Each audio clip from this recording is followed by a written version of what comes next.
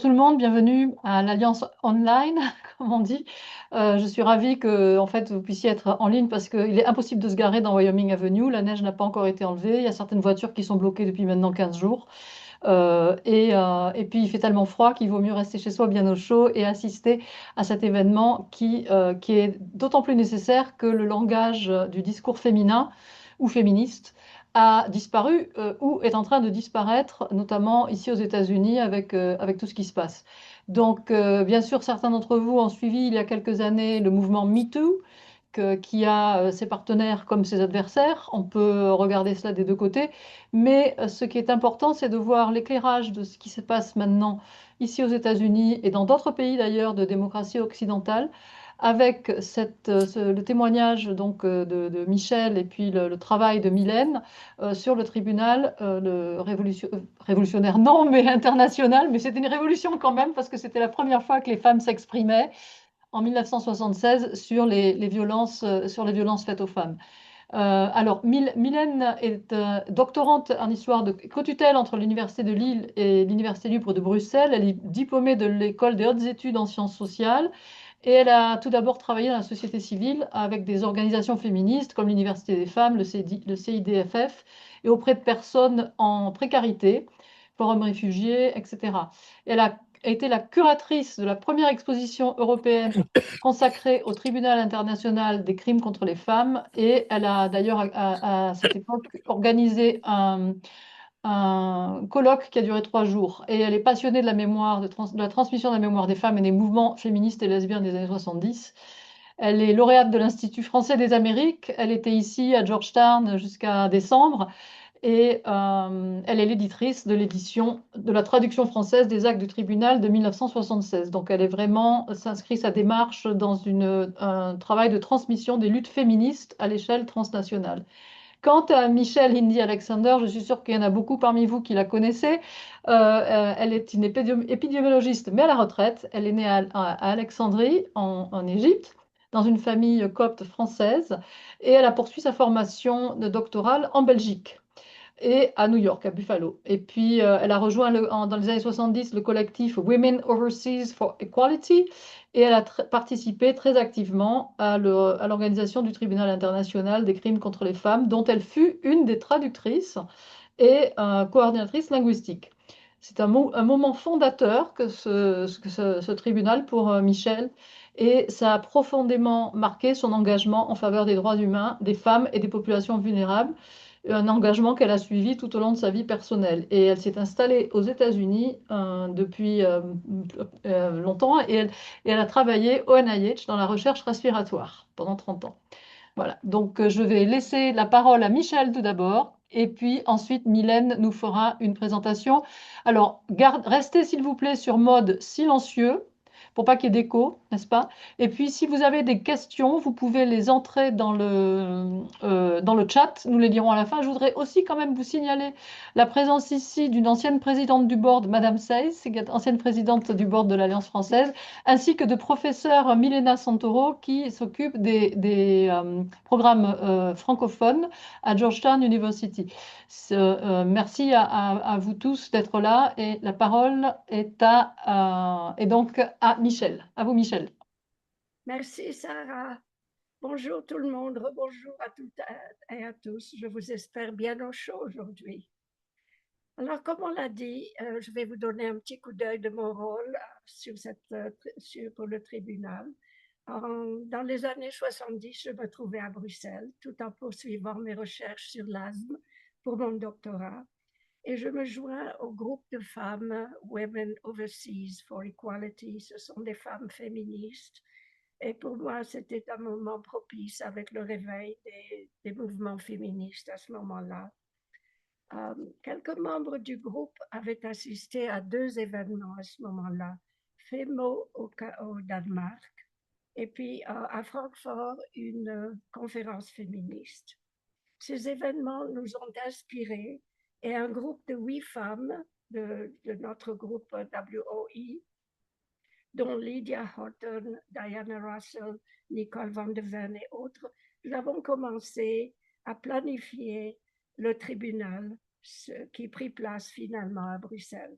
Cela nous a pris à peu près 2 ans pour organiser ce qui devait être 2 jours et qui s'est finalement transformé en 5 jours, du 4 au 8 mars 1976 ou 76, dépendant tout, ça dépend de vous êtes. Et puis, c'était au Palais des Congrès. Pardon? C'était au Palais de Bruxelles. J'ai mis sur mode silencieux Jennifer qui n'était pas sur mode silencieux. Pardon? Alors, je, à ce moment-là, plus de 2000 femmes sont venues de plus de 40 pays. Elles ont répondu à notre invitation. Ces femmes sont venues par plusieurs moyens de transport, en bus, en autostop, et c'était vraiment incroyable comment est-ce qu'elles sont parvenues à venir jusque-là. La logistique était vraiment très intense et il nous fallait trouver où loger tout ce monde pro bono ou près ou plus ou moins pro bono, puis le transport et tout ça. Les collaborations ont été vraiment formidables. Tout le monde a participé. Alors, Simone de Beauvoir, qui devait venir, n'a pas pu venir en personne. Elle a envoyé une lettre de 2 pages qui ont été lues à l'ouverture du tribunal.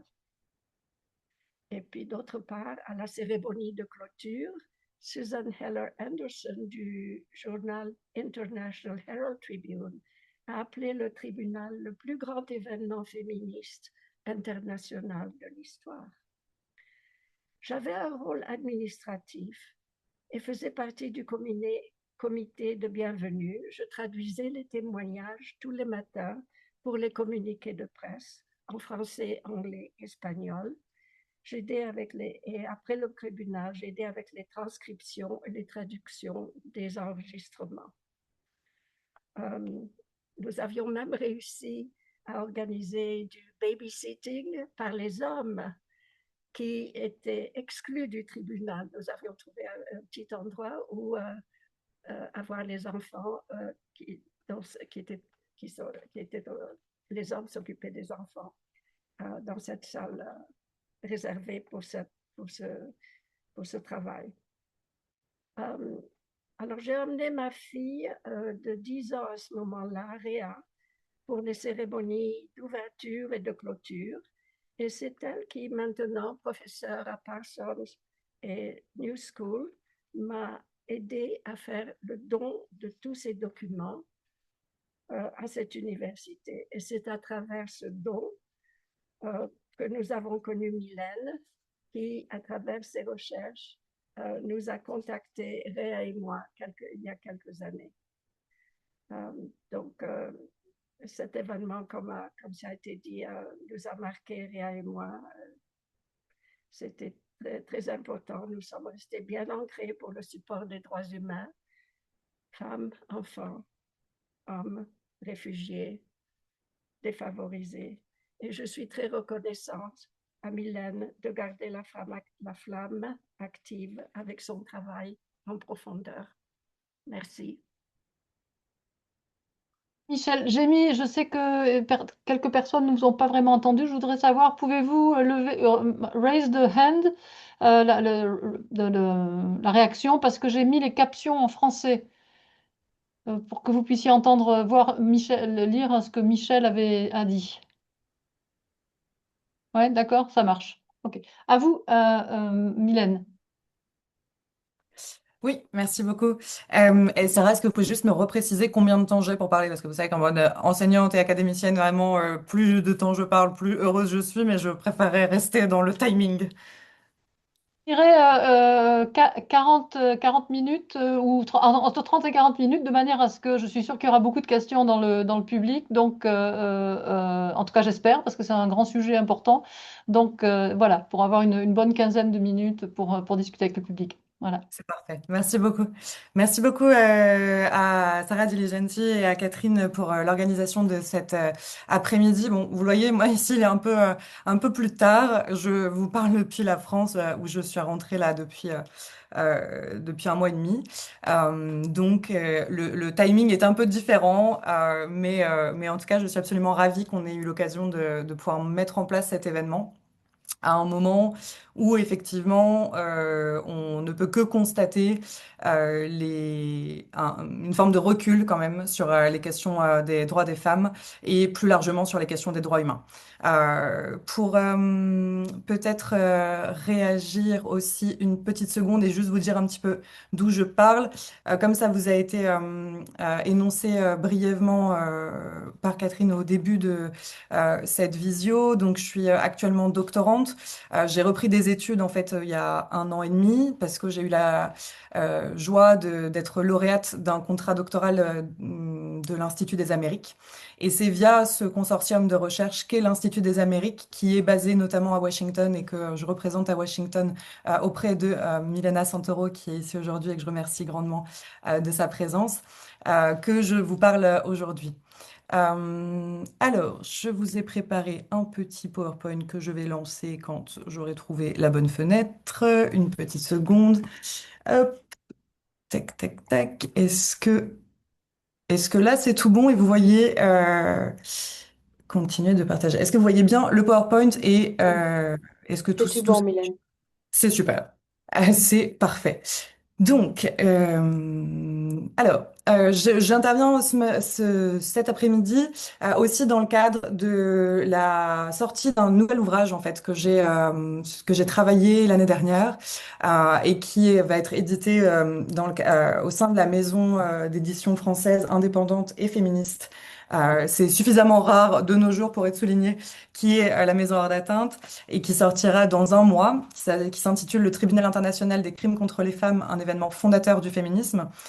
C'est un ouvrage que j'ai la joie de partager avec Michèle Zancarini-Fournel, qui est une grande historienne française qui a travaillé notamment sur les mouvements ouvriers et les mouvements de révolution et de révolte des jeunes dans les années 68. Et dans lequel je reviens en particulier sur différents témoignages, donc à partir desquels je retrace en fait la voix des femmes qui ont parlé. Donc il y a 20 femmes qui sont représentées. Certaines ont leur nom de connu, d'autres sont anonymes. Et l'objectif, c'était vraiment de redonner une voix. C'était aussi de montrer, et c'est un peu l'objectif aussi de ma présentation aujourd'hui et de cet échange-là, c'est aussi de vous montrer que le besoin de transmission et de mémoire, qui moi est un combat qui me tient beaucoup à cœur, est important parce que si on ne transmet pas les choses, notamment entre générations, et c'est le cas et c'est ce qui se passe notamment dans la relation que j'ai pu nouer avec Michel, avec d'autres participantes du tribunal, mais où c'est vrai que cette transmission en fait de leur mémoire, des luttes qu'elles ont pu avoir aux générations actuelles dont je fais partie, me semble quand même vraiment extrêmement importante. Alors peut-être quelques informations de base sur le tribunal. Vous pouvez voir ici une photographie qui a été prise au premier jour de l'ouverture du tribunal, donc le 4 mars 1976. Alors effectivement, moi je suis côté belge aussi sur ma thèse, donc je dis 76. Ça va être un peu étrange peut-être au début pour vous, mais ça se passera bien. Pour vous donner une idée, donc le tribunal international des crimes contre les femmes s'est tenu pendant effectivement 4 à 5 jours en mars 1976 à Bruxelles. C'est 2000 femmes qui participent, qui viennent de 48 pays différents.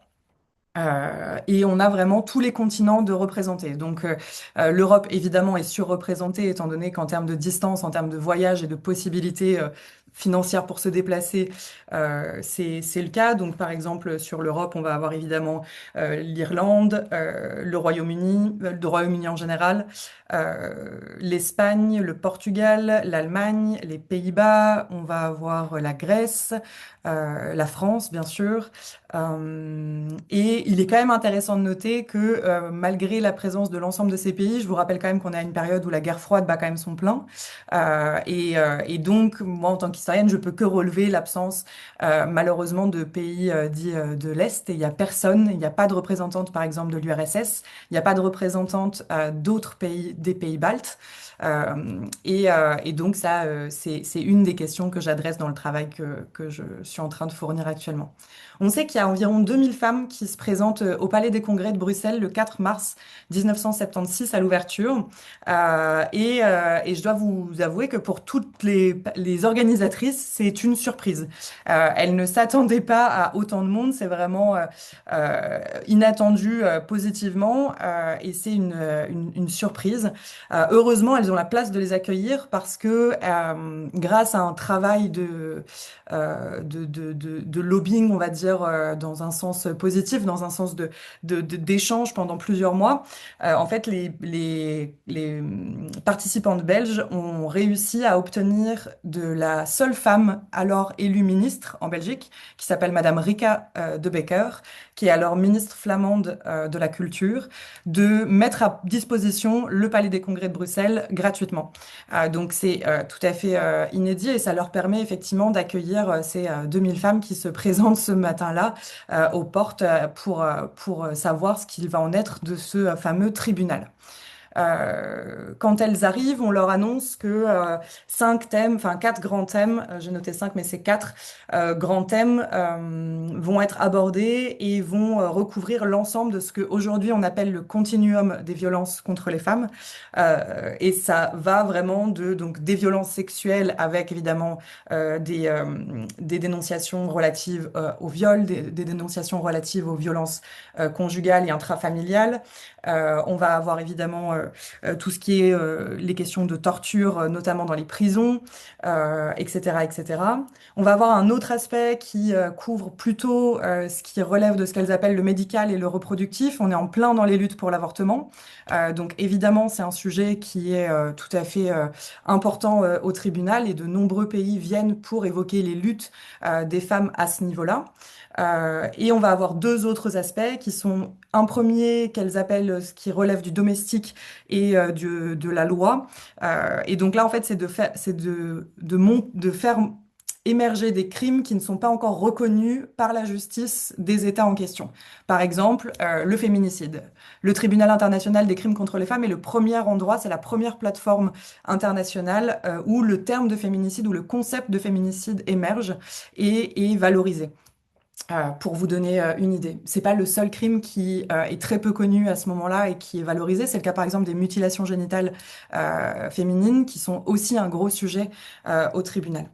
Le dernier pilier des violences qui sont dénoncées, c'est celui donc qui relève des violences dites politiques et économiques. Donc là, on va retrouver tout ce qui est prisonnière politique. On est à une période qui est troublée politiquement dans de nombreux pays. C'est le cas notamment en Amérique du Sud, avec le Chili ou avec l'Argentine, où les dictatures sont en place, où des régimes très oppressifs sont en place et d'autres pays, parce que je pense par exemple au Portugal, où certaines femmes viennent aussi dénoncer la fin du régime brutal qui s'est achevé en 75. Donc voilà, un ensemble et économique, parce qu'il y a aussi des questions qui sont relatives par exemple au divorce et à des questions plutôt salariales qui sont également évoquées. Donc en fait, il y a vraiment un panel de discussions mises en place qui est très très important. Il y a quand même une chose que je dois quand même vous dire et qui est extrêmement importante, c'est que contrairement à ce que on pourrait penser, le Tribunal international des crimes contre les femmes n'était pas un tribunal. Donc il n'y a pas de jury, il n'y a pas de juge, c'est un tribunal à entendre comme une tribune politique. C'est un élément qui est extrêmement important et qui, je pense, est une des pistes, en tout cas pour moi, de réflexion sur le fait que c'est un espace qui a été oublié historiquement, qui a été oublié des luttes féministes et qui a été aussi oublié par les historiens et les historiennes. Et c'est un endroit, le Tribunal international des crimes contre les femmes, qui se veut être à la jonction des luttes féministes et de la dénonciation politique. Donc l'objectif, c'est de politiquement et c'est de médiatiquement rendre visibles des crimes qui ne sont alors pas reconnus comme tels et qui ne sont alors pas encore valorisés. Il n'est pas question de juger les hommes, c'est ce que de nombreux journaux et revues de presse vont titrer après et pendant le tribunal pour apporter une forme de mésinformation sur ce qui s'y est passé et pour aller à l'encontre un petit peu de la parole donnée, mais c'est vraiment pas le cas. L'objectif vraiment pour les organisatrices, c'est de remettre au centre la parole des victimes. Et donc le tribunal international des crimes contre les femmes, il fonctionne comment? Il fonctionne avec des séances plénières où vous avez un public de entre 1000 et 2000 femmes, un peu moins pendant le week-end, mais c'est à peu près ça le ratio, qui sont dans la salle, donc comme vous voyez sur cette magnifique photographie, chaque jour, il y a des thèmes qui sont proposés, et en fait des témoins, des femmes qui ont été elles-mêmes victimes ou qui représentent des associations ou des structures féministes, montent à la barre et en fait expliquent ce qu'elles ont vécu et évoquent leur cheminement. On a énormément de personnes et de collectifs représentés. Là, pour vous donner une idée, c'est une carte que j'avais fait en 2023 lors de la première exposition sur le tribunal. D'ailleurs, je suis très contente parce qu'en fait, je refais une deuxième exposition qui va s'ouvrir dans un mois pile, parce que l'inauguration est le 5. Donc vraiment, tout se mêle.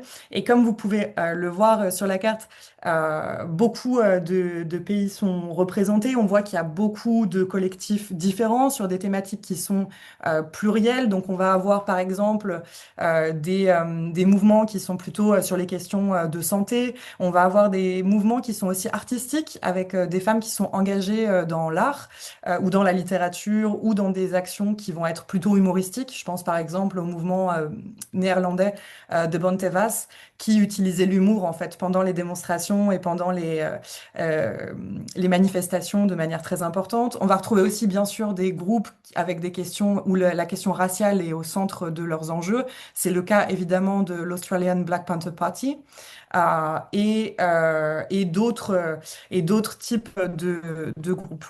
Pour vous resituer quand même un petit peu d'où vient ce tribunal, on pourra revenir sur l'ensemble de ces groupes et je serais évidemment absolument ravie de répondre à vos questions sur les pays ou les thèmes qui vous intéresseraient. L'objectif de cette présentation, c'est de pouvoir ouvrir cet espace de discussion. Donc vraiment, n'hésitez pas à vous en emparer selon vos propres intérêts et si j'ai la réponse, je serais ravie de vous l'apporter.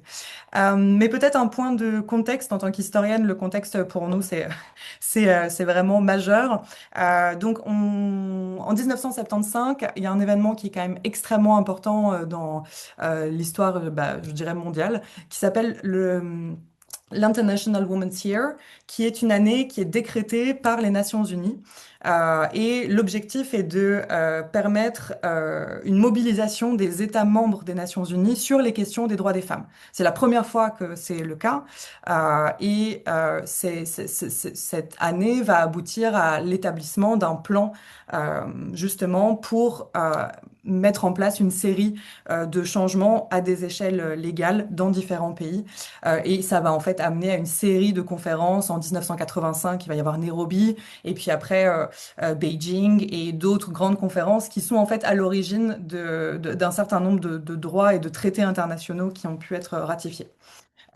Cet événement-là, il n'est pas anodin et il reflète le fait qu'il y a un contexte, disons, international favorable aux questions féministes, mais ce contexte, il n'est pas favorable parce que politiquement, on l'a bien voulu, il est favorable parce qu'en fait, les féministes ont lutté pour pouvoir être sur le devant de la scène et il est favorable aussi parce qu'il arrive à un moment où politiquement, c'est des questions qui socialement sont au cœur des enjeux dans de nombreux pays. Juste peut-être vous faire un petit retour en arrière. Par exemple, si on prend l'Italie en 1975, donc quelques mois avant le tribunal et pendant son organisation, en Italie, je crois que c'est plus de 10 000 femmes qui manifestent à Rome pour le droit à l'avortement entre novembre et décembre 75. Donc c'est vraiment énorme. En Islande, il y a la première grève grève générale qui est intentée et par le mouvement des femmes pour attirer le regard sur les différences, les inégalités en fait entre les femmes et les hommes dans notamment la question du travail. Et c'est d'ailleurs une grève qui fait date et qui reste aujourd'hui une grande date et toutes les alors je sais plus si c'est toutes les décades ou quoi. Je sais qu'il y en a eu une nouvelle très grande l'année dernière, je pense, pour célébrer ça. Mais enfin voilà, tout ça pour vous dire qu'on est à un moment où il y a un vrai besoin de traiter de ces questions.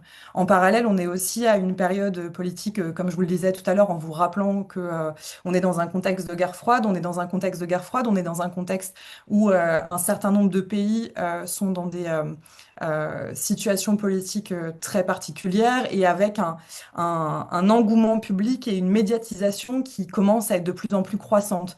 On le voit par exemple dans le milieu féministe avec certaines affaires qui deviennent visibles à des échelles internationales. C'est le cas par exemple de l'affaire des trois Maria au Portugal, qui est la première affaire internationale à émerger de cette ampleur-là et qui, pour rappel, consistait à ces trois autrices en fait portugaises qui avaient écrit un ouvrage et qui se retrouvent emprisonnées et il y a une vraie solidarité internationale et c'est la première fois qu'on voit ça à cette échelle-là et qui, je pense, est révélateur de nombreux enjeux.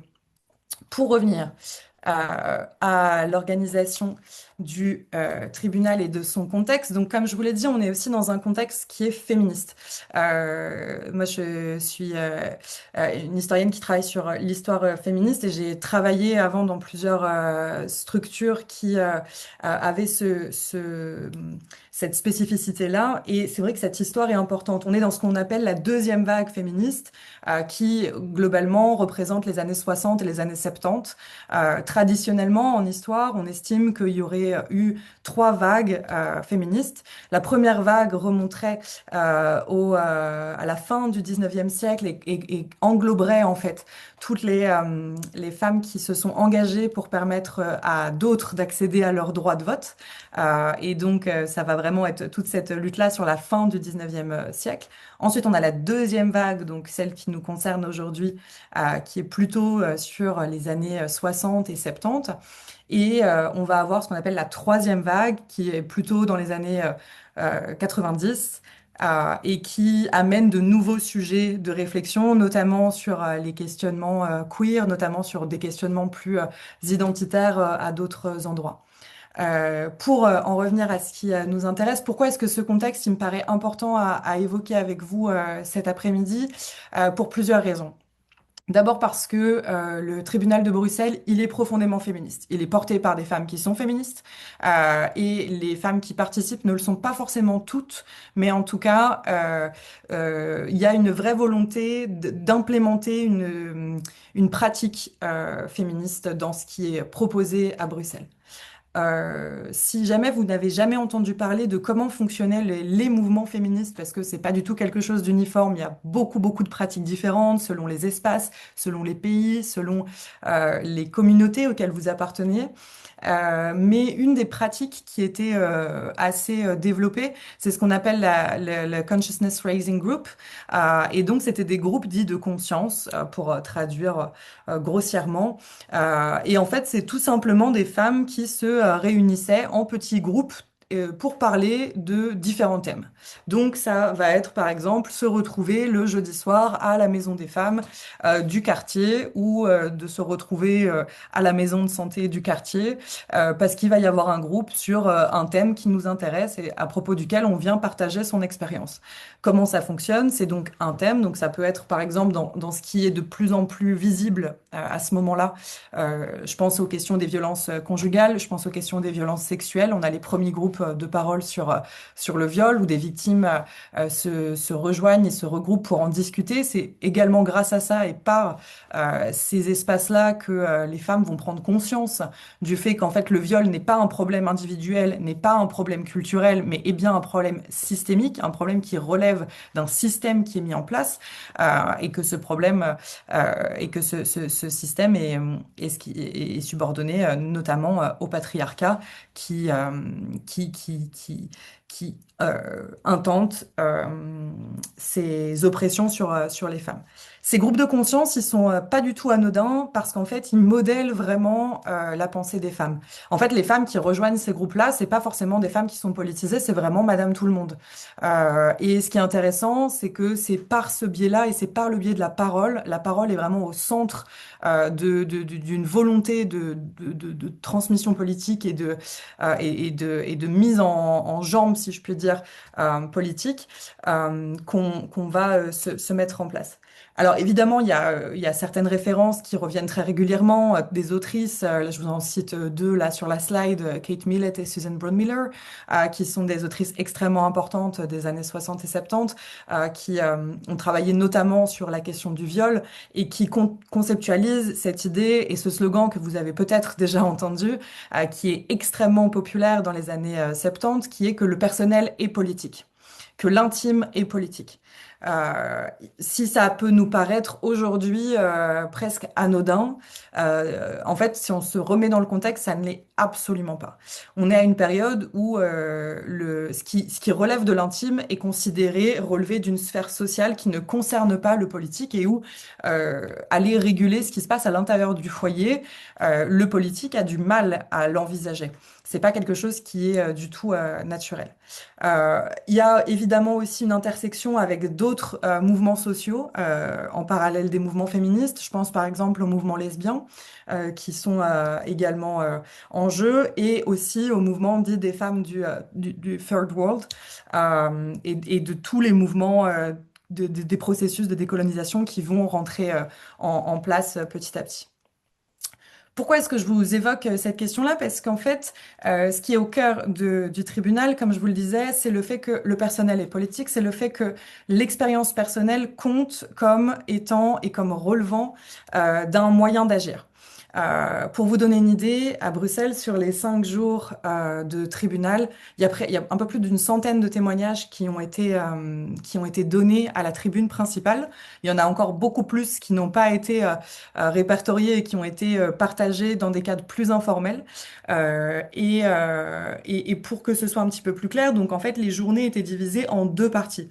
D'une part, ce que je vous disais tout à l'heure, qui sont les séances plénières, donc des séances avec tout le monde dans la grande salle où on écoute les témoignages des unes des autres et où on est vraiment sur des thèmes précis, etc.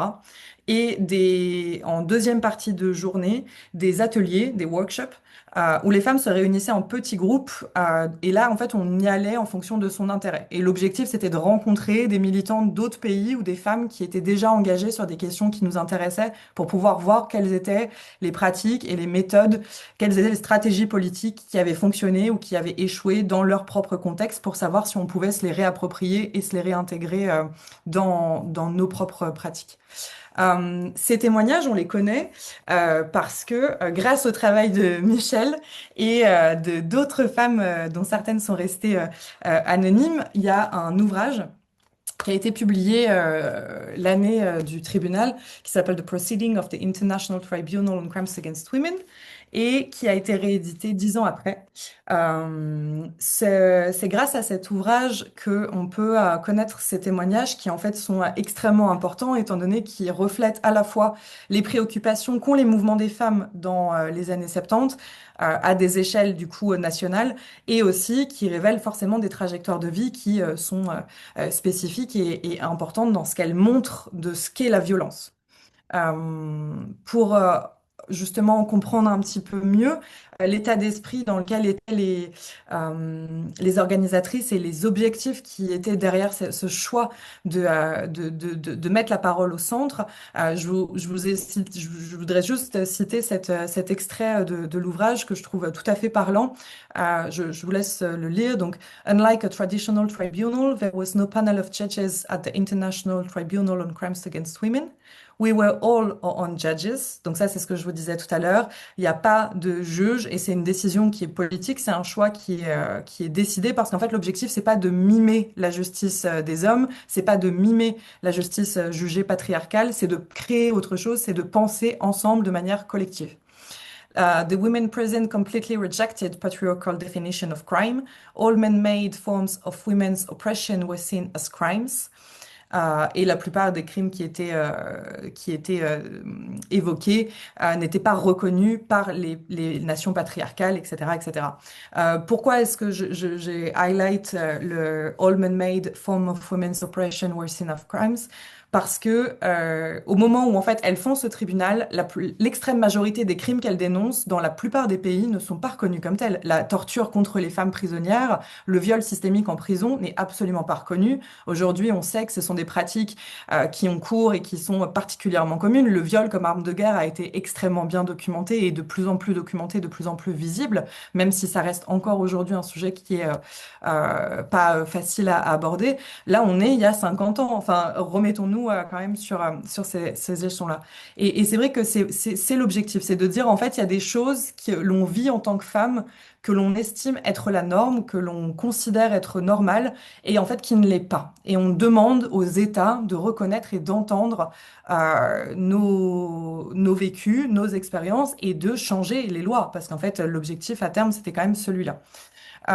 Pour vous donner quelques exemples, une de mes photos, c'est une de mes photos préférées, je ne vous le cache pas. Dès que je peux la montrer quelque part, je la montre quelque part parce que je la trouve magnifique. Sur cette photo, c'est le workshop for all the women's rights. Et donc pendant 4 jours, il y avait un groupe de travail sur les femmes âgées qui s'est réuni autour de cette femme que vous voyez au centre, avec sa belle chevelure blanche et ses grandes lunettes sombres. Cette femme s'appelle Aurélia Morris.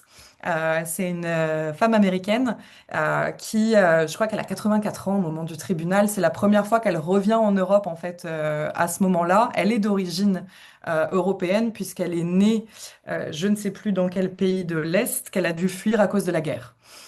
Et en fait, sa famille avait fui la guerre et donc elle a fait sa vie aux États-Unis. Et quand elle revient à Bruxelles, c'est la première fois qu'elle y met les pieds. Et elle lutte en fait en Californie pendant une grosse dizaine d'années entre ses 60, de ce que j'ai réussi à retracer entre ses 60 ans à peu près et puis la fin de ses jours pour faire reconnaître le droit des femmes âgées. Et donc, un des éléments, par exemple, qui, moi, m'a interpellée dans les actes là, que j'ai eu l'occasion de traduire en français il y a 2 ans, bref, en 2024. C'est notamment parce qu'elles rédigent à la fin du tribunal ce qu'elles appellent le manifeste des femmes âgées, et qui est un manifeste où en fait elles exigent ce groupe-là que soit reconnu le fait que les femmes dépassées, alors elles mettent dans âgé les femmes au-delà de 50 ans, et elles estiment que il faut reconnaître que il y a une invisibilisation à l'égard des femmes à partir d'un certain âge sur lequel il faut pouvoir revenir, que c'est absolument injuste de les effacer, que non, elles n'étaient pas que des mères pour celles qui ont eu des enfants, mais qu'en fait, il y a un panel de possibilités autres, qu'en fait, les femmes ont droit à une vie sexuelle et à une vie intime et une vie affective et romantique, peu importe l'âge qu'elles ont. Enfin, je sais pas si vous vous rendez compte à quel point déjà aujourd'hui, ça paraît assez révolutionnaire. On est en 76. Enfin, vraiment, c'est complètement fou. Là, quand je vois, alors c'est peut-être pas votre génération, vos références. Là, récemment est sortie une série qui s'appelle Les Chroniques de Bridgerton. Et il y a une scène dans cette nouvelle saison où la mère de famille, qui est veuve depuis un certain temps, qu'on suit depuis les 4 premières saisons, est tombée amoureuse d'un homme. Bref, peu importe, je vous la fais courte. Et le fait est que là, il y a une scène où effectivement, ils ont une intimité ensemble. La scène est extrêmement belle, elle est très très bien représentée et surtout, on ne la voit jamais. Et sur les réseaux sociaux, ça a beaucoup fait parler depuis 15 jours en disant, mais c'est incroyable de mettre en scène une femme qui est estimée entre 55 et 65 ans, de manière aussi érotique, etc., mais de façon tout à fait jolie et esthétique, etc. Et donc, je me dis, mais en fait, quand on fait le parallèle avec ce manifeste 50 ans avant, moi, enfin bref, je trouve ça absolument incroyable. Toujours pour faire des petits clins d'œil à l'actualité, parce que malheureusement, l'actualité est pas toujours très joyeuse ces derniers temps et j'aimerais bien vous apporter de bonnes nouvelles cet après-midi, mais pas trop. Il y a un autre groupe et une autre photo que j'aime beaucoup. C'est ce cliché qui a été pris par la photographe professionnelle Eva Besnio, qui est une femme, pareil, à la vie absolument remarquable, une femme néerlandaise qui a fait des photos, qui est reconnue comme photographe et donc je vous incite à aller voir le travail parce que c'est vraiment magnifique ce qu'elle fait. Et il y a ce cliché notamment, c'est le cliché du workshop des femmes iraniennes. Parce qu'on est on est avant la révolution iranienne, on est au moment où le Shah est toujours en place. La révolution, ça sera seulement 3 ans après. Mais il y a énormément d'agitation politique, notamment autour de la question des emprisonnements des opposantes politiques au régime du Shah en Iran.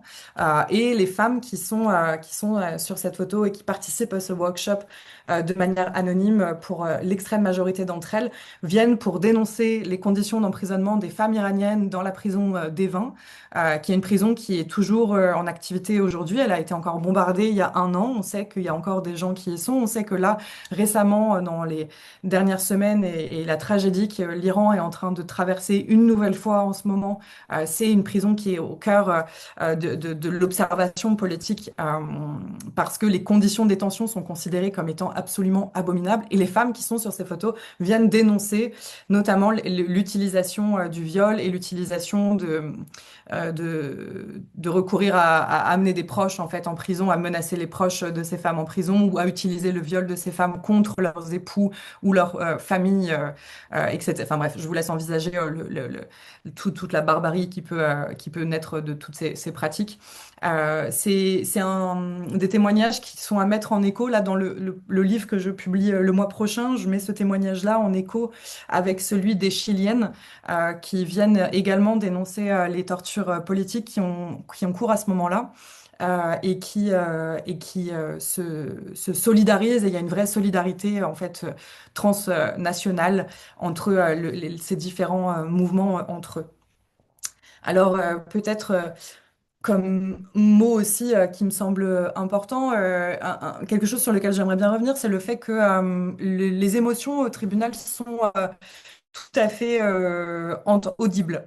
Là où justement dans une cour habite de justice traditionnelle, les émotions doivent être lissées, où il est de norme de ne pas montrer ses émotions, ou en tout cas d'être capable de garder une forme de neutralité. Au tribunal international des crimes contre les femmes, c'est pas le cas. Et au contraire, l'idée est de mobiliser les émotions féminines, de mobiliser la colère qui peut émerger, qui émerge à ce moment-là, qui émerge à d'autres moments dans les luttes, parce que les luttes en cours sont dures et sont violentes et sont difficiles. Et en fait, d'utiliser cette colère-là et d'en faire quelque chose qui va être positif et qui va être un moyen de mise en action. Ces émotions, elles permettent de transformer l'expérience individuelle en récit qui est collectif.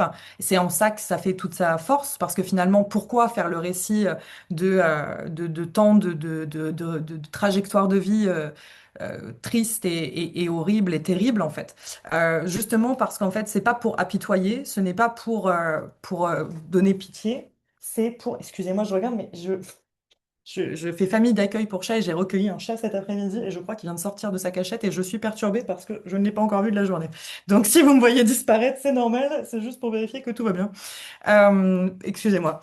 Et donc voilà, les émotions sont utilisées comme un outil politique par ces femmes et ça se voit par exemple avec ce qui se passe autour du tribunal. Donc il y a toutes ces journées 9h, 19h au Palais des Congrès où c'est extrêmement lourd, on sait que c'est pas facile. Il y a des débats, hein, je vais pas vous faire croire que que tout se passe bien. C'est pas les bisounours, le tribunal de Bruxelles.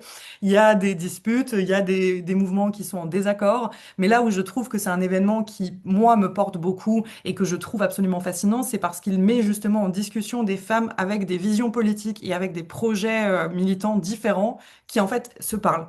Et que même si elles n'ont pas les mêmes visions, je pense par exemple sur les questions de prostitution, par exemple, ou de travail du sexe, dans le milieu féministe, c'est quelque chose qui est très divisé et qui divise beaucoup. Et donc, en gros, il y a pour résumer de manière très, très schématique, il y a deux grandes perceptions sur les questions prostitution slash travail du sexe, soit les mouvements qui vont plutôt être en faveur de ce qui s'appelle l'abolition de la prostitution, soit au contraire des personnes qui vont défendre restreindre le droit aux travailleuses du sexe à accéder justement à leurs droits, à leur corps, etc.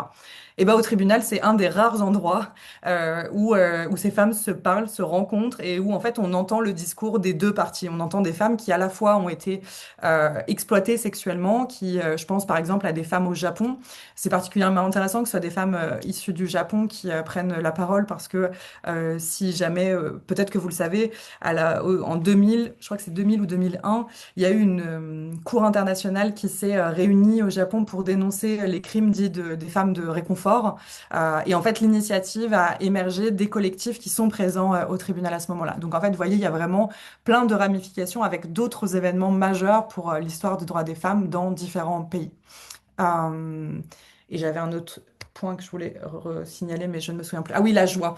Si, je voulais terminer sur la joie, parce que la colère, la peine, la tristesse, c'est des émotions sur lesquelles on se doute qu'effectivement, quand il y a un travail militant ou qu'il y a un engagement, surtout sur ces questions-là, est très présent. Mais en fait, au tribunal, il y a aussi de la joie. Il y a des rencontres qui marquent des vies, qui marquent des trajectoires, qui changent des trajectoires. Je pense par exemple il y a une femme qui vient d'Afrique du Sud qui s'appelle Sindiwe Magona. Sindiwe Magona, quand elle vient au tribunal à Bruxelles, c'est une femme noire. Elle n'a jamais quitté l'Afrique du Sud, qui est sous le régime de l'apartheid à ce moment-là. Et on est sur un régime, bien évidemment, qui est ségrégué. Et elle vient pour dénoncer le traitement et les discriminations multiples que subissent les femmes noires en Afrique du Sud, dans le régime de l'apartheid.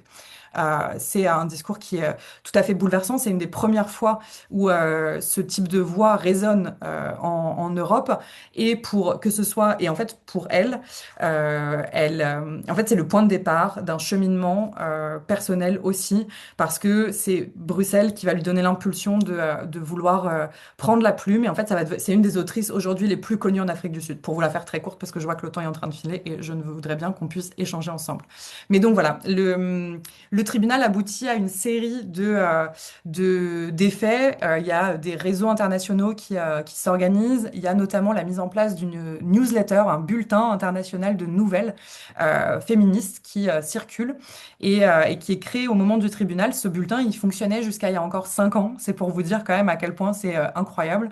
Il y a également une série d'autres choses beaucoup plus concrètes. Par exemple, en Belgique, c'est grâce aux femmes du tribunal et notamment à des femmes que Michel connaissait et a côtoyées que sont nés les premiers refuges pour les femmes victimes de violences conjugales qui quittent leur domicile et demandent en fait à être protégées. Et ben, avant que l'État ne s'en charge ou avant que les communautés ne s'en chargent, ben, c'était les mouvements féministes qui s'en sont chargés. Je pense que c'est important de le resignaler aussi à une période où c'est des budgets qu'on essaye de retirer. Pour conclure peut-être ici, parce que j'ai conscience que ça fait beaucoup d'informations, ce que j'aimerais bien signaler, c'est que le tribunal de Bruxelles, pour moi, c'est une expérimentation d'un premier tribunal civil, enfin civique. Populaire, on va dire, féministe. C'est un événement qui a été oublié par l'histoire. Malgré tout, pour de nombreuses raisons, c'est un événement qui en fait est majeur dans l'histoire activiste contemporaine, notamment féministe. Et on ne le sait pas, mais il est précurseur de nombreux autres tribunaux. Donc je vous citais celui de Tokyo sur les femmes dites de réconfort en 2000, mais il y a également celui de Vienne en 1993 où sont prises les grandes décisions internationales qu'on applique toujours aujourd'hui sur les questions de droits des femmes. Et bien évidemment, c'est impossible pour moi de ne pas avoir un écho entre le tribunal et le mouvement MeToo, qui bien évidemment, si, il est anachronique, mais également l'accent sur la parole. Pardon, et sur le rôle que les politiques doivent prendre sur ces questions-là. Je voudrais terminer avec la phrase qu'avait le comité états-unien, parce que je trouve que c'est un joli clin d'œil, euh, voilà, qui disait que pour elle, le tribunal international n'était pas une fin en soi, mais seulement le début. Et je pense qu'elles avaient plutôt raison, parce que si je suis rentrée en Europe ce mois-ci, C'est parce que le mois prochain, on organise le deuxième tribunal international des crimes contre les femmes à Anvers pendant 3 jours qu'on va réunir justement des dizaines d'organisations. Donc là, on a une grosse quarantaine d'organisations et de femmes venues de tout pays pour venir dénoncer les crimes qu'elles subissent et réfléchir à des politiques publiques à mettre en place sur ces questions-là. Je vous remercie pour votre attention et je me réjouis beaucoup de pouvoir échanger avec vous. Merci beaucoup, Mylène, pour cette présentation qui, enfin, peut nous secouer. Enfin, moi, elle m'a beaucoup secoué. Donc, je trouve que c'est un sujet grave. Euh, et, euh, et que pensez-vous, donc, ma première question pour vous, que pensez-vous que le prochain tribunal va apporter en plus? Est-ce que vous pensez qu'ils vont comparer les témoignages de 1976 avec ce qui va se passer en 2026? Est-ce qu'ils vont, d'après vous, puisque vous connaissez bien le sujet, est-ce qu'ils vont trouver une évolution positive ou une régression? C'est une bonne question. Alors, il y a une chose qui est sûre, c'est qu'il n'y a pas de comparaison entre les événements. Je peux vous l'assurer parce qu'en fait, je fais partie évidemment du comité d'organisation et donc l'objectif, c'était pas de mettre en comparaison ces deux événements. Déjà parce qu'en fait, on est dans des périodes qui sont tout à fait différentes. Par contre, on a un objectif qui est clair, qui est celui de transmettre. Donc, on a des femmes qui, comme Michel, ont participé en 1976 à Bruxelles, qui vont revenir pour pouvoir aussi partager leur expérience avec justement là pour le coup des plus jeunes. Donc ça, c'était important pour nous. Il y a une sorte d'écho qui est mis en place avec une représentation qui est prévue par des femmes qui sont soit exilées, soit qui ont eu un parcours de migration et, euh, et qui va être présenté en fait en avant-première à ce moment-là et qui retrace leur propre perception des témoignages de 1976.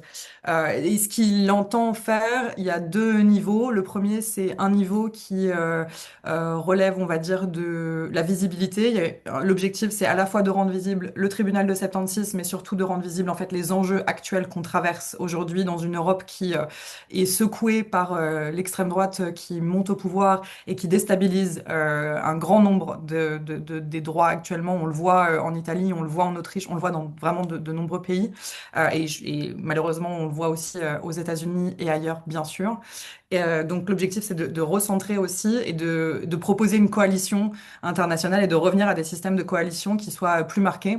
Il y a quand même aussi un détail, c'est que qui est peut-être important. Le premier tribunal s'était organisé en dehors de toute institution, donc c'était pas financé par les Nations Unies et c'était pas soutenu par les Nations Unies et c'était une volonté de rester indépendante. Et en fait, ce que je crois que Michel à un moment l'évoquait rapidement, mais quand elle parlait de la logistique et de la collaboration, etc.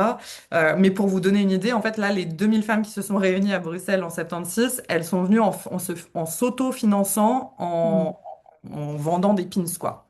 Donc c'est quand même enfin, c'est assez inouï. Alors, il y a deux questions, une de Karine Blo et de Stéphania Pacheco. Je vais vous les lire parce qu'en fait, elles se regroupent. Donc, Karine est la présidente de l'AFEVV au Québec, Association des femmes et des enfants victimes de violences sexuelles conjugales et ou familiales. Est-ce que cette organisation pourrait participer et collaborer à la rencontre internationale? Donc, elle vous a mis son email dans le chat. Nous représentons la voix des victimes. Nous aimerions discuter des problématiques, mais aussi de partager nos solutions. Et Stéphania Pacheco renchérit comment participer au tribunal qui s'en vient. Elle-même est la vice-présidente de cette association au Canada. Et donc, vous avez leurs deux emails dans le chat. Merci beaucoup déjà pour votre participation cet après-midi et pour votre intérêt. J'aurai grand plaisir. Je prendrai vos adresses mail en sortant et je vous referai un petit mail après. Sur la participation directe, je pense que ça va peut-être être un peu intense parce que comme vous l'imaginez, on a une organisation qui est bouclée depuis un moment parce que c'est beaucoup, beaucoup, beaucoup de logistique et très peu, très peu, très peu de moyens.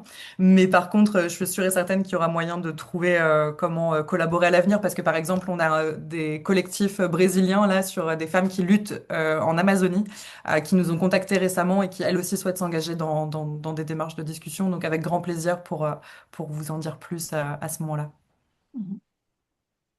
Y a-t-il d'autres questions? Vous pouvez, si vous levez la main, je peux vous laisser. Alors, à cause du bruit de fond, Mylène a dit qu'elle ne peut pas ouvrir son micro.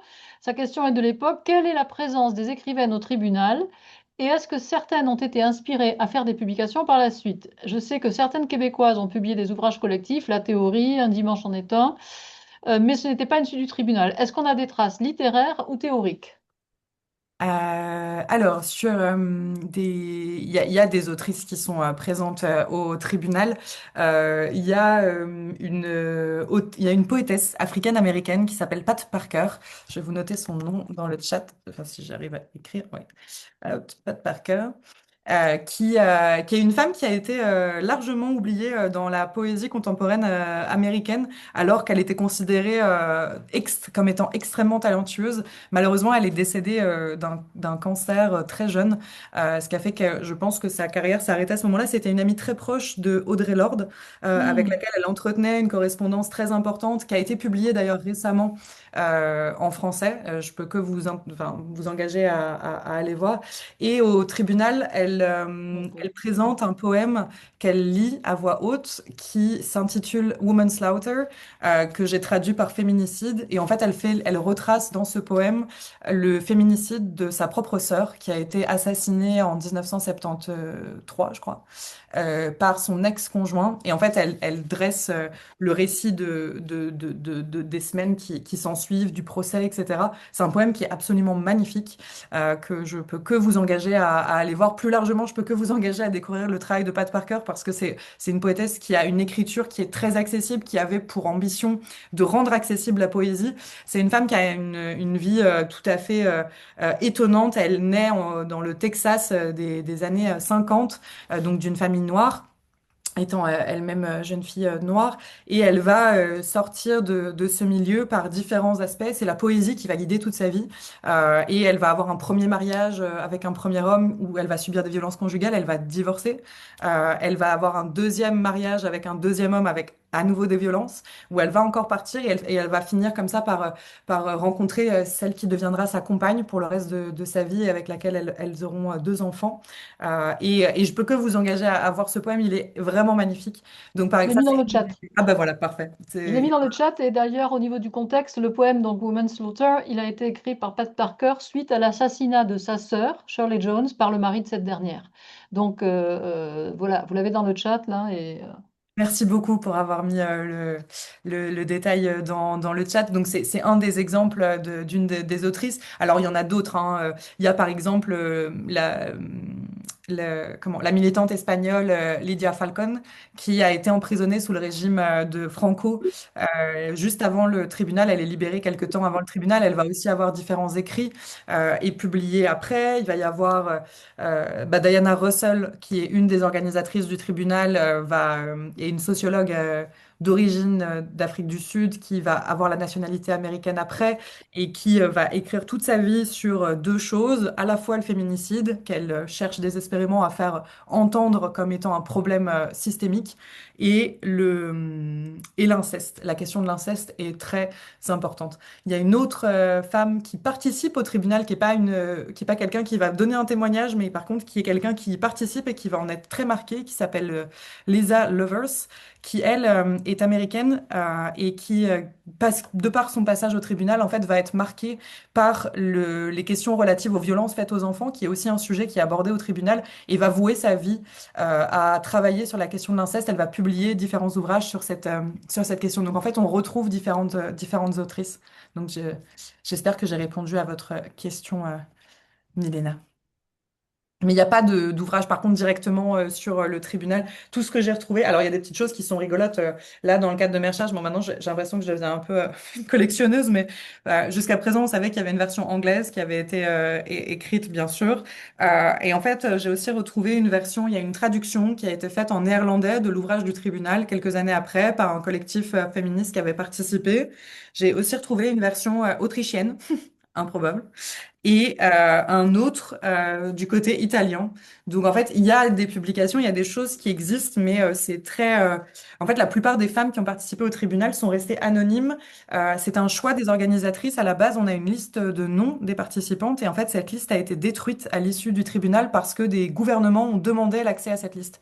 En fait, il y a eu plusieurs gouvernements, donc il y a eu les États-Unis, il y a eu l'Iran, et il y a eu un pays d'Amérique du Sud dont je ne me souviens plus lequel c'est, qui ont demandé à avoir la liste de leurs ressortissantes pour savoir qui avait participé. Donc elles ont décidé de détruire les listes. Ce qui fait qu'en fait, là, mon travail depuis 4-5 ans maintenant, c'est de reconstituer. En fait, c'est un peu un travail de détective, quoi. Donc c'est vraiment reconstituer qui était présente. Et donc, je pense qu'il y a beaucoup d'autres femmes qui ont pu avoir des trajectoires intellectuelles qui ont participé, mais pas forcément. Et après, celles qui m'intéressent aussi, c'est celles qui, justement, n'ont pas ces trajectoires-là. Je trouve ça aussi très fascinant de m'intéresser aux trajectoires de celles qui, en fait, bah, par exemple, Aurélia Maurice, c'est une femme au foyer toute sa vie et elle s'engage sur les questions des femmes âgées, super vieille parce qu'elle est concernée, quoi. Mais c'est pas quelqu'un qui va écrire, elle a pas laissé d'écrit derrière elle, c'était pas une auteure, enfin, voilà. Je m'arrête parce que je peux être très long. Il y a une autre question de Véronique Silverman. Comment est-ce que les participantes au tribunal donc, ont été recrutées et est-ce qu'il y a eu des conséquences juridiques directes après le tribunal, par exemple, comme aux États-Unis à partir des années 90, le Violence Against Women Act? Merci beaucoup pour votre question, c'est une très bonne question. Alors, sur comment est-ce que les participantes ont été recrutées, c'est vrai que je vous ai assez peu parlé de l'organisation. Michel, quand elle a pris la parole, vous disait il y a eu deux événements où les membres du comité de coordination se sont rencontrés. Donc, ça a lieu en 1974. Il y a à la fois il y a un camp féministe d'été sur l'île de Femo au Danemark, où elle se retrouve cet été-là, et c'est là que naît l'idée du tribunal. Et puis, il y a une mise en œuvre de l'envie de créer une coordination lors du fameux Congrès féministe international de Francfort en novembre 74.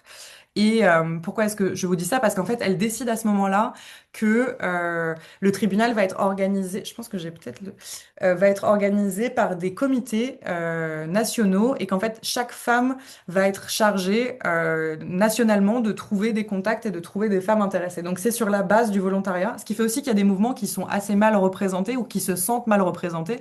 Du côté français, par exemple, c'est assez amusant, je dirais, parce que disons, les grandes militantes françaises du MLF des années 70 sont assez critiques vis-à-vis du tribunal, soit parce qu'elles n'ont pas été invitées, soit parce qu'elles se sont présentées puis elles ont peut-être pas eu la place qu'elles espéraient avoir.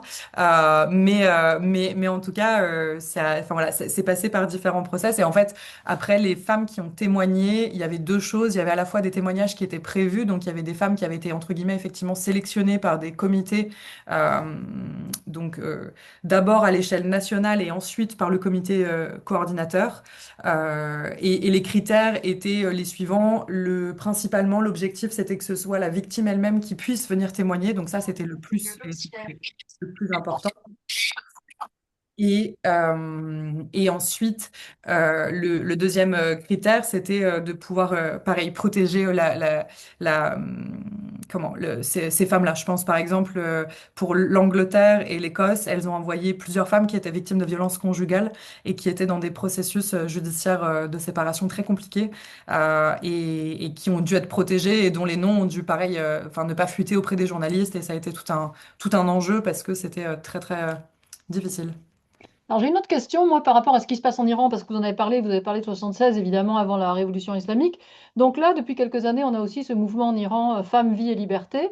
Et j'ai deux questions pour vous. La première, c'est est-ce que certaines représentantes de ce mouvement Femmes, Vie et Liberté vont venir à la prochaine conférence au tribunal, donc en 2026? Mais surtout, ma deuxième question, c'est l'interrogation que j'ai quand je lis les nouvelles françaises et où je suis absolument estomaquée de voir que les femmes féministes, des têtes de liste féminines françaises, alors peut-être à part Elisabeth Badinter à l'époque, mais elles ne prennent pas du tout, surtout celles de gauche, donc celles dont on s'attendrait à ce qu'elles soient vraiment solidaires, ne prennent pas du tout solidarité avec ce mouvement Femmes, Vie et Liberté, ou bien l'ignorent complètement et se mettent plutôt du côté de la réaction, c'est-à-dire de la réaction intégriste. Alors là, pour moi, comment pourriez-vous expliquer cela? Alors sur ce qui se passe de manière très très court terme, ça va être difficile pour moi de vous l'expliquer parce que moi je regarde le passé. Du coup, j'essaye de comprendre le présent à l'aune du passé, mais c'est vrai que moi ma spécialité c'est le passé. Je pense que le constat en tout cas qu'on peut avoir, en tout cas moi l'interrogation c'est comment se fait-il que alors que le mouvement Femmes Vie Liberté a fait beaucoup parler, notamment en France, notamment en Europe il y a quelques années quand il a émergé, pourquoi est-ce qu'il y a un silence aussi assourdissant sur ce qui est en train de se passer depuis quelques semaines? Enfin vraiment. Là, là, je vous Ouais. avoue que moi-même, à titre là personnel, j'ai une incompréhension mais peut-être parce que justement, le fait qu'on, pour l'instant, on n'ait pas accès à toutes les informations, que le blackout soit mis en place par le régime, etc., n'aide pas non plus, c'est une évidence. Mais je saurais pas, malheureusement, j'aimerais pouvoir vous en dire plus, mais je ne saurais pas malheureusement en dire plus. Alors, il y a une question de Parvin Houda. Elle demande, est-ce que des femmes originaires de pays africains récemment décolonisés ont-elles été invitées à prendre la parole? Alors, je ne sais pas si c'est 76 ou 2026, mais peut-être vous pouvez nous dire sur les deux. Alors sur 2026, oui, bien évidemment, on travaille avec avec plusieurs collectifs dont certains sont basés en Afrique ou travaillent avec des féministes africaines. Donc ça, sur 2026, oui, à 100%. Sur 1976, il y avait effectivement des femmes de différents pays. Donc sur l'Afrique, je vais reprendre le livre pour pas dire de bêtises. Dans ce que je me souviens, donc l'Afrique du Sud est représentée par deux femmes, une femme blanche, une femme noire. Le Mozambique est représenté. La femme qui vient parler pour le Mozambique est une femme lesbienne et elle explique qu'en fait les femmes lesbiennes ont été traquées par le régime communiste qui a été mis en place au moment de la révolution au Mozambique. Et alors que justement c'est un mouvement de gauche, en fait les femmes lesbiennes qui étaient actives dans le mouvement révolutionnaire ont été évincées et ont été mises de côté.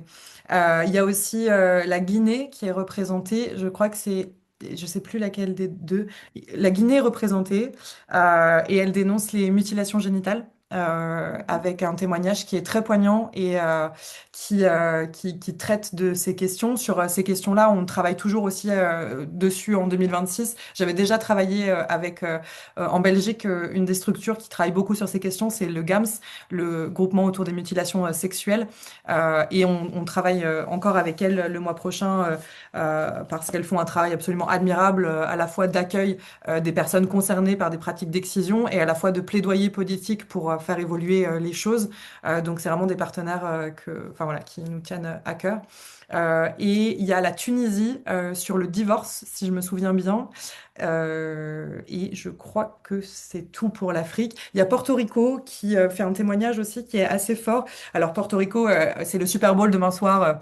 Je suis sûre que vous êtes au fait avec Bad Bunny. On est dans l'actualité, vraiment. C'est un séminaire, c'est une conférence sur l'actualité.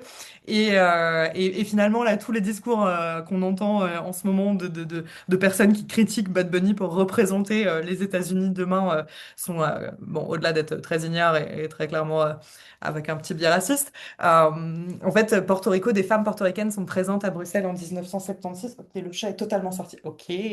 Et, wow. Et, pardon.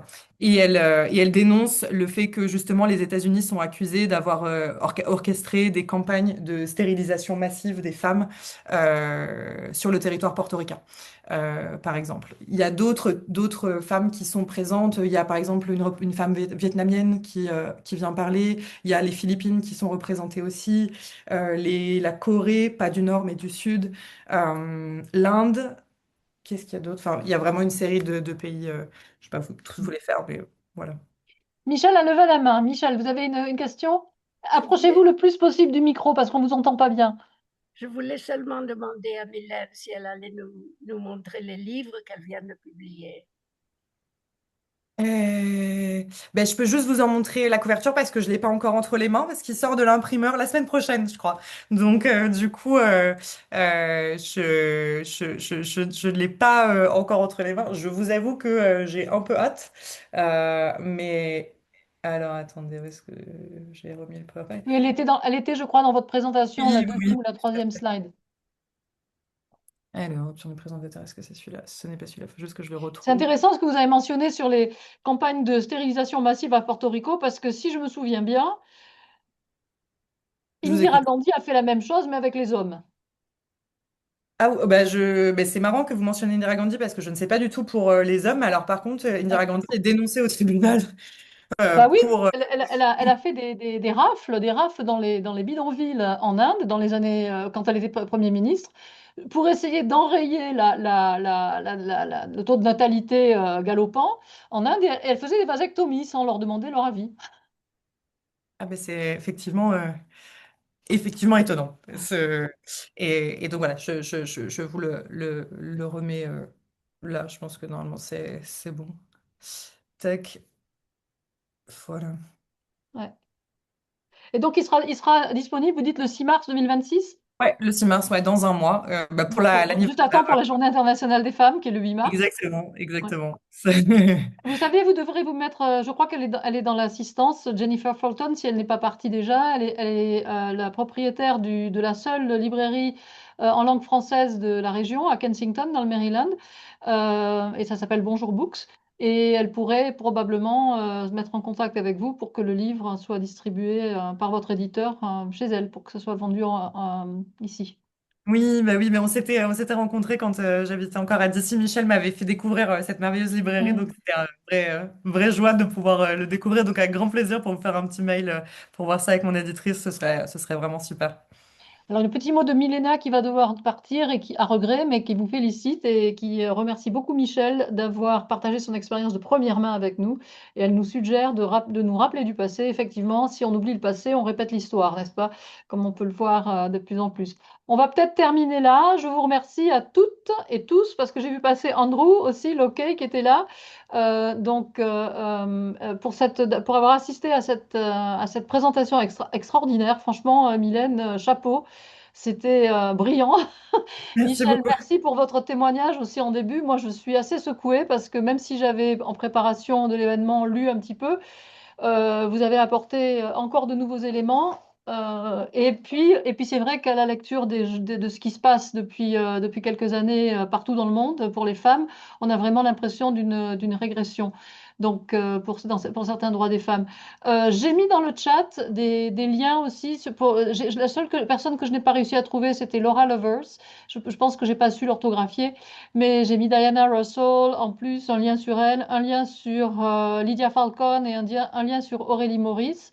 Nous mettrons, dans le courant de la semaine prochaine, nous mettrons 7 événements en lien sur la chaîne YouTube de l'Alliance. Et nous le mettrons aussi, nous essaierons de voir avec Catherine la semaine prochaine si on peut remettre ces liens dans un email qu'on vous renverra. Voilà, pour que vous ayez les liens.